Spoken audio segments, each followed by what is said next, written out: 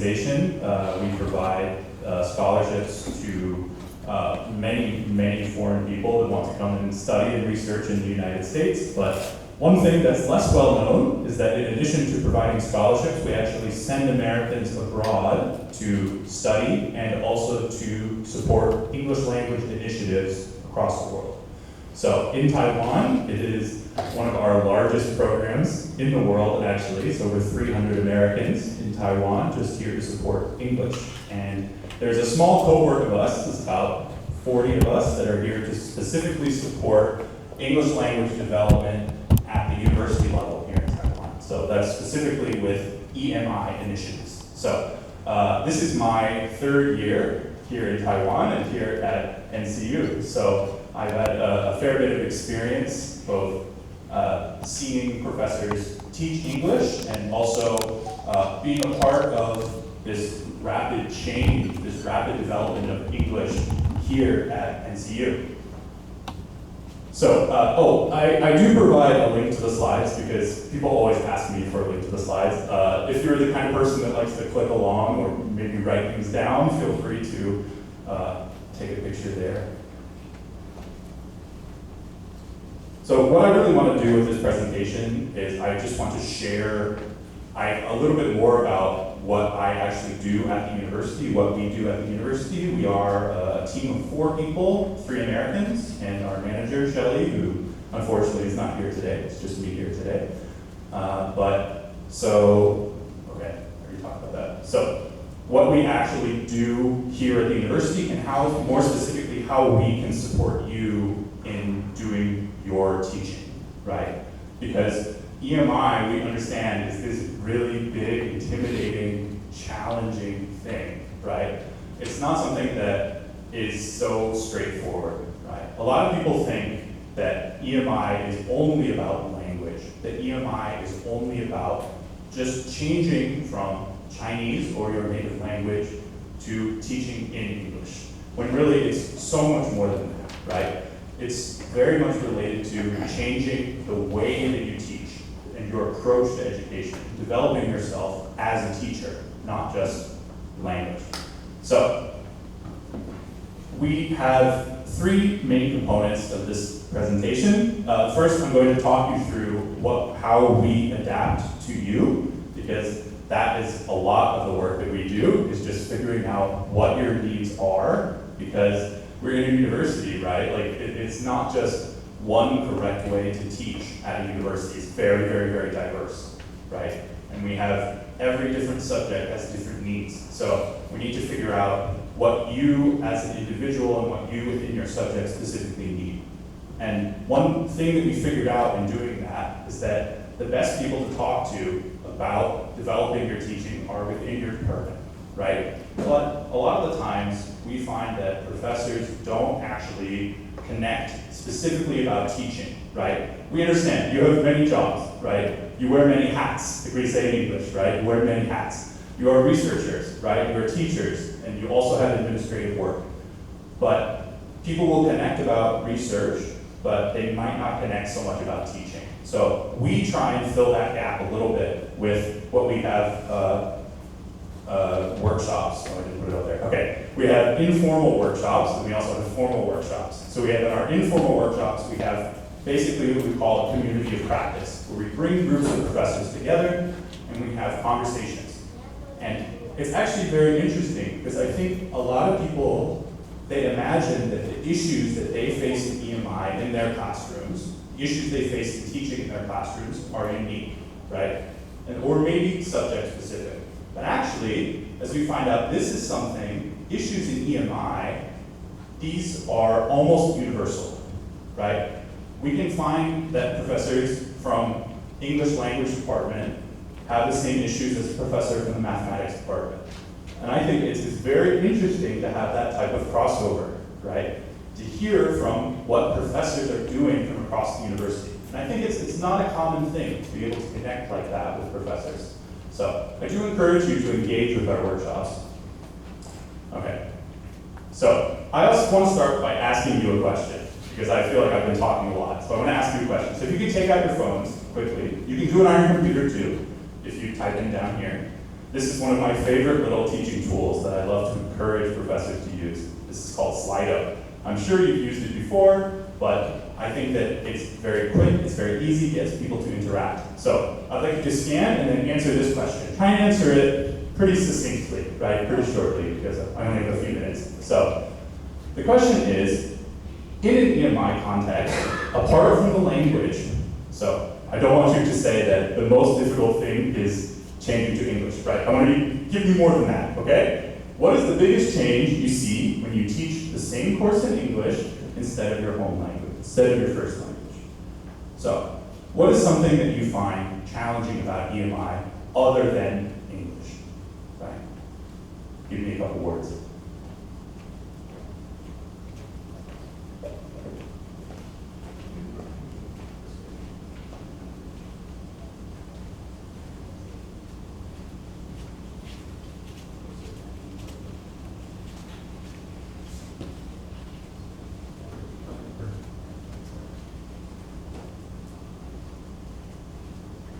Okay, I'll give it another minute or two. I see many people are typing.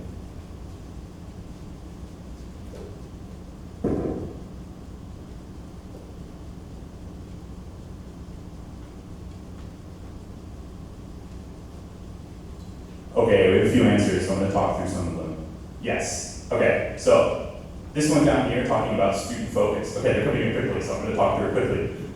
These are very important concerns, right? Because students are, we have this big language gap where oftentimes we are Chinese medium, Chinese speaking professors speaking to Chinese speaking students in English, right? So we are able to convey most of the content well enough. The student is able to understand some or most of the content well enough, but there's that gap there, that bridge that we need to kind of try and support as best we can. And the way that we do that is by changing the way that we teach, right? Teaching effectiveness is more than just being able to say the correct thing in front of the class. It's being able to engage with students meaningfully. Like the previous presenter was talking about, is that we need to actually have interactive components of our class in order to encourage and develop student learning. Okay, hop around another one. Slowing down progress, yes. This is something that comes up all the time because we're not native speakers of English, right? We speak a little bit slower than we would in our native language. It takes longer to explain things to students because, again, we have that communication gap. So, again, solution, improving our teaching quality, right?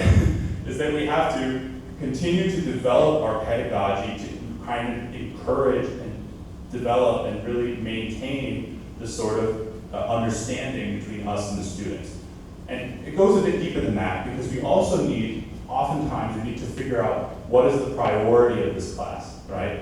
What is the key points of this class? How can I boil this down and then provide the tools to the students to make up that gap to where they need to be themselves, right? So it does put a little more onus on the students instead of just us as professors, right? I think it's very, very difficult under the traditional model of lecturing, of standing in the front of the room like I'm doing now, and talking for 3 hours, to be able to convey the same information in English as you do in Chinese, right? Under that model, it may be impossible to teach the same amount of content, right? This is why we need to change the teaching model that we work with. It can't just be lecturing anymore, right? It needs to be interactive. It needs to contain the students and have them actually be involved in their own learning process. Okay, let me scan these really fast. Not good at telling jokes. Yeah, jokes are important. I think that it's very sad when you're usually a more jovial, joking person in Chinese, and then suddenly you have to speak English, and you're only focused on the content, and you lose something, right? And this is just something that comes from developing fluency, developing your speaking ability, right? And that's also something that we can help with at Fulbright. We have a number of professors, including Professor Wan, who's here today, that we work with directly in order to develop English skills, right? So if you're someone who just wants to chat, who just wants to practice their English, that's something we can do for you. We have a group of free Americans in our office. We are available almost all the time, 9 to 5 on weekdays. We can set up a meeting. We can set up regular meetings if you you are interested and just have a chat. There'll be more information on that at the end of this workshop. Okay. Scroll down.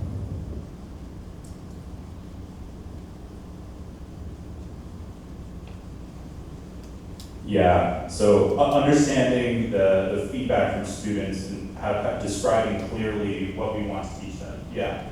So these are all things that we can work on if we focus on our course design, so how we structure the course. This is something that's really hard to do in the middle of the term because we've already kind of submitted what we're going to do for the next year, but it is something that if you have the ability to restructure your course and actually give students the chance to interact with their own learning, then it can really help with that. Okay, I need to move on, I'm running out of time.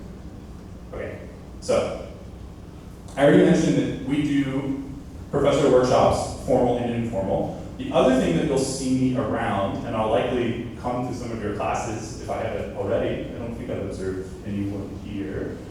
No, I don't think so, but I'm sure in the next semester and in the coming year, you might see me in your class. That's because I do university observations, right? This is something that I take great pride in because I love watching professors teach. And really, a lot of my job isn't just, it's not prescriptive, right? I'm not here to tell you what the right way to teach is, what the correct way to approach your job is.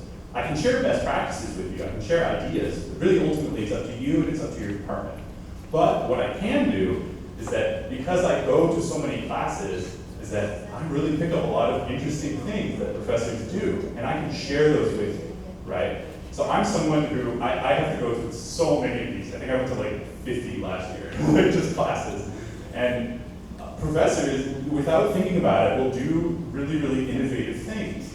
Because, and I understand the reality, and again, previous presentation talked about this, the reality is that we don't really give a lot of training on how to teach, right? There really isn't a lot of training for professors, if there is any training for professors.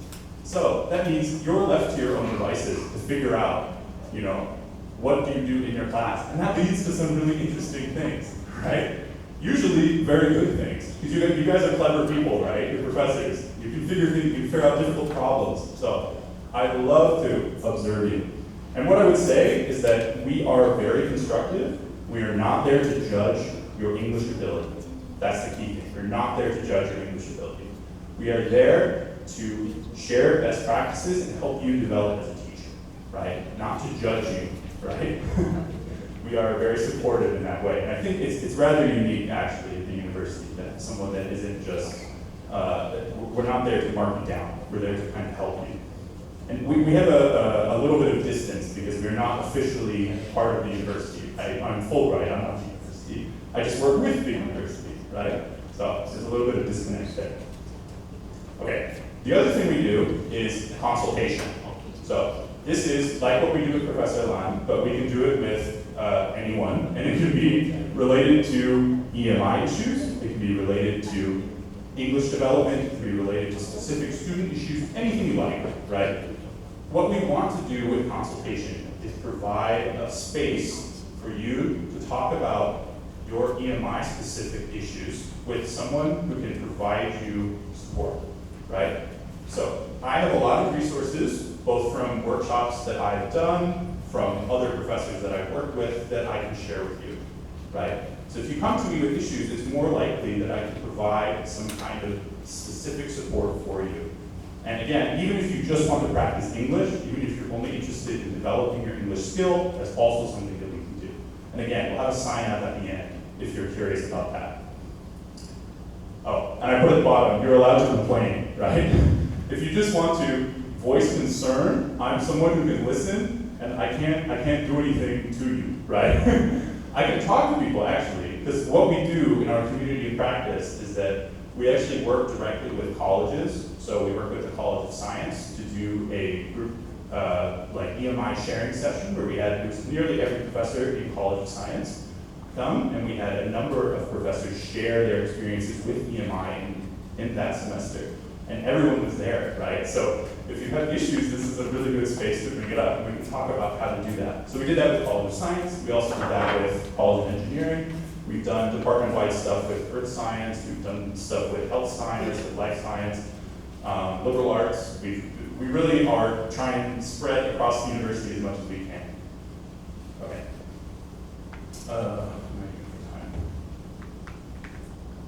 Okay, a few minutes. So, I wanted to talk a little bit about some of the key issues that have been highlighted by professors when it comes to EMI. So, this is my big list here. I put stars next to these, not because they're the most important, but because those are the ones I'm going to go a little bit more into detail on. Okay? So, EMI instructors face a lot of difficulties. If you highlighted some of them earlier, but I can go a little bit deeper. So, we have a program at NCU for EMI TAs. These are TAs that are specifically for English context. Right, so they're considered TAs that are a little bit better at English. Many of them are foreign students, but not all of them are foreign students. And we're still developing a structure for how that's really supposed to work. But a lot of departments will have specific EMI TAs. So if you do end up with an EMI TA, or if you just had a TA who has a higher level of English, we can work with you to help best use of that TA, right? Because a lot of, again, this is very department specific and it's very individual specific on how you use your TAs, but EMI TAs, English speaking TAs, can be really useful for that bridge that we talked about earlier, right? The gap between you and the students, that can be assisted with the EMI TA, with the English speaking TA. And I think it's something that's really underutilized at this context, at this university. Okay, so relevant EMI training.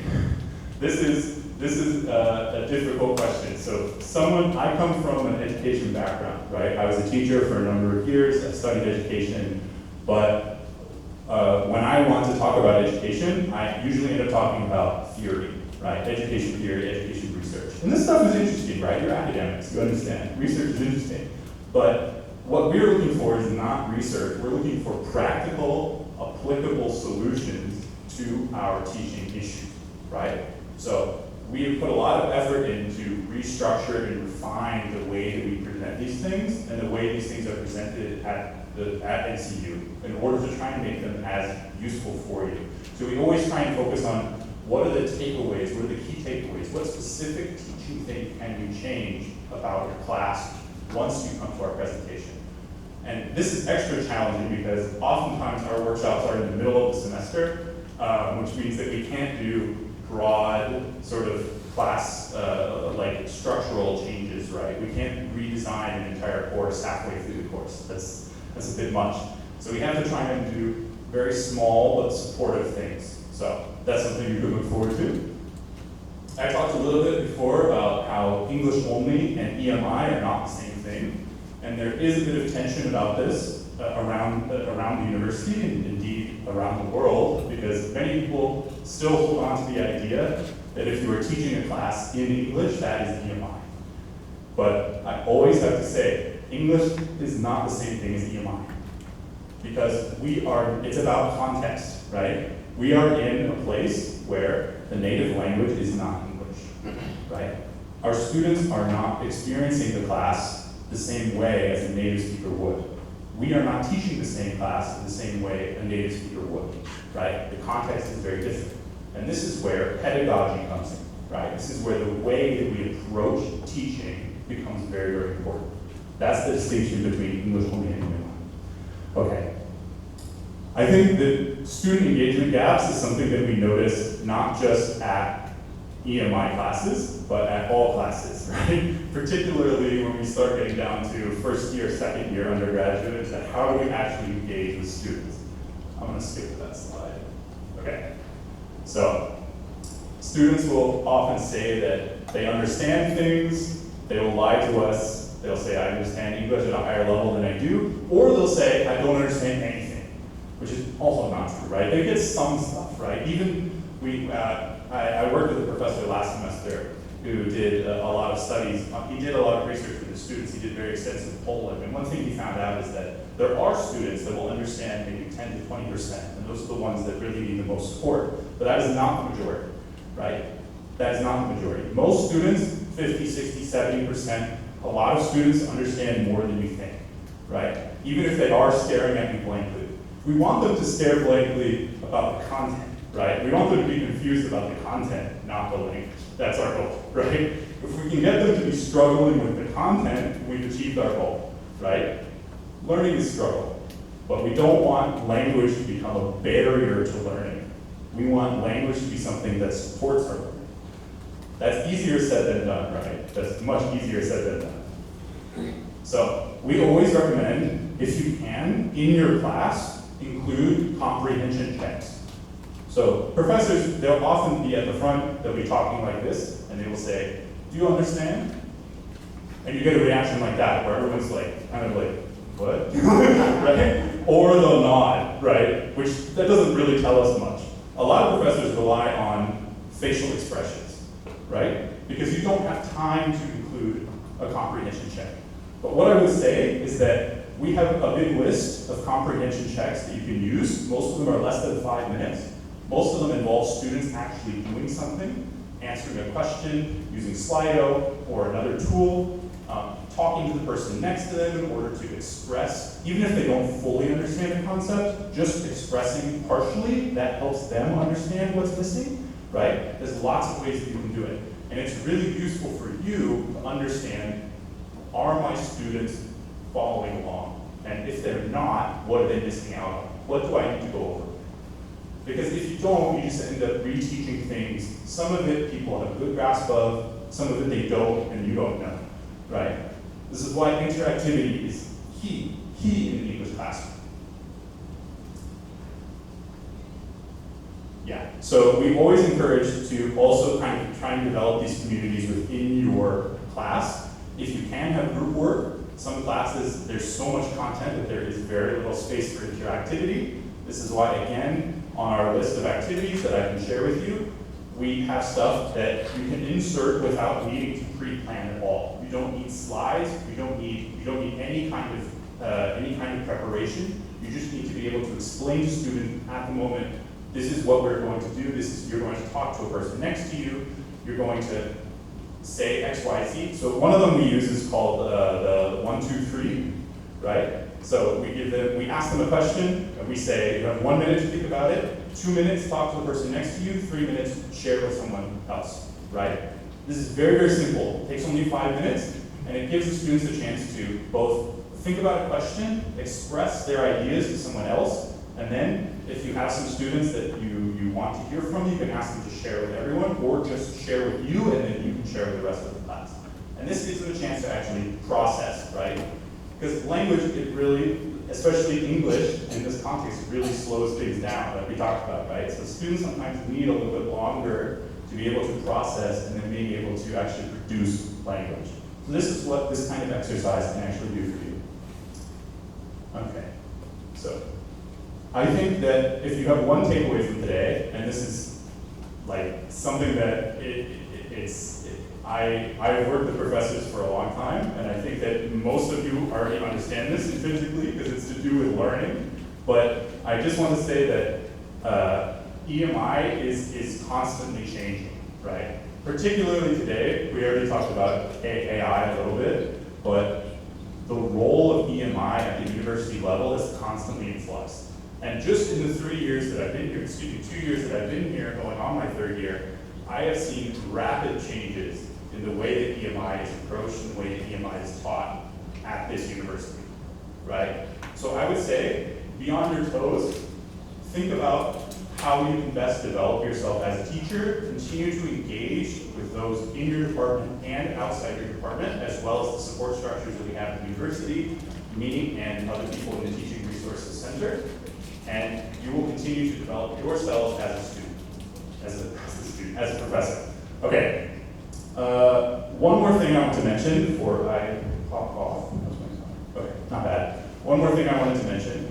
If you have students that are interested in developing their English, so students, we also have resources for them, and we also provide consultations and one-on-one conversations with students to develop English. And this is not just related to conversational English, but we actually provide test training. So if your students want to study abroad, if they want to go abroad for a semester or two, they're required to take some kind of English exam, we provide tutors, essentially, native language tutors, and this is a free service provided by us inside the university. We're on campus, we're right next to the Office of International Affairs. So if that's something that you have students that are interested in that, please reach out to me. I can provide you to a sign-up sheet. We're still in the process of making that for this year, but once we have that, we can share that with you. And we would love to have more students use our services. Because, again, we're here 9 to 5, we have hourly slots, and they don't fill up all the time.